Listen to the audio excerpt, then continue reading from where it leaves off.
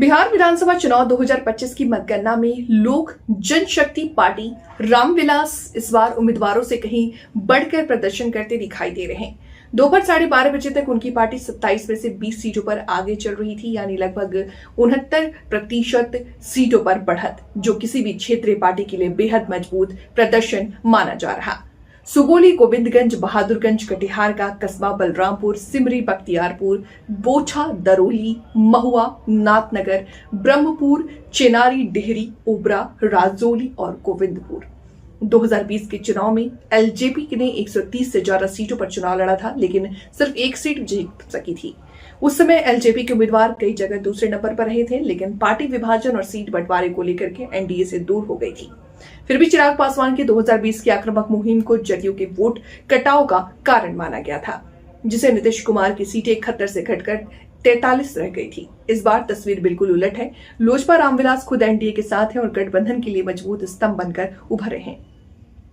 करीब 2 दशक तक बिहार पर शासन कर चुके नीतीश कुमार के लिए ये चुनाव राजनीतिक भरोसे की बड़ी परीक्षा मानी जा रही है। कभी सुशासन बाबू के नाम से मशहूर नीतीश के सामने इस बार चुनौती थी, जनता की नाराजगी और उनकी गठबंधन बदलने की छवि। लेकिन रुझान साफ बता रहा है कि जनता एक बार फिर उनके अनुभव और शासन मॉडल पर भरोसा जता रही है।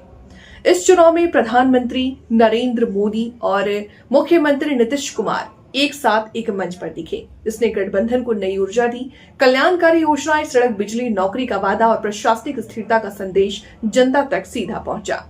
पीएम मोदी के देश भर में लोकप्रियता और नीतीश की जमीनी पकड़ ने मिलकर गठबंधन को बम्पर बढ़त दिलाई है। बिहार विधानसभा चुनाव 2025 बिहार में विधानसभा चुनाव के लिए मतदान 2 चरणों में हुआ है, जिसमें पहले चरण की वोटिंग 6 नवंबर को और दूसरे चरण की वोटिंग 11 नवंबर को हुई है।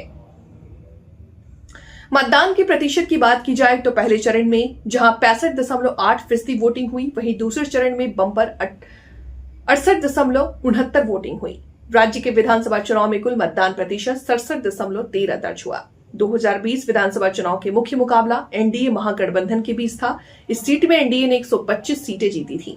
इसने सबसे ज्यादा 74 सीटें भाजपा के खाते में गईं, जदयू में 43, वीआईपी और हम को 4-4 सफलता मिली।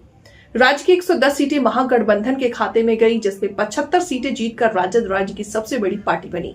इसके साथ ही कांग्रेस को 19, वाम दलों को 16 पर जीत मिली। इसमें 12 सीटें माले और 2-2 सीटें भाकपा और माकपा के खाते में गई। वहीं अन्य दलों में एआईएमआईएम ने 5, बसपा, लोजपा और निर्दलीय ने 1-1 सीटें जीती थी।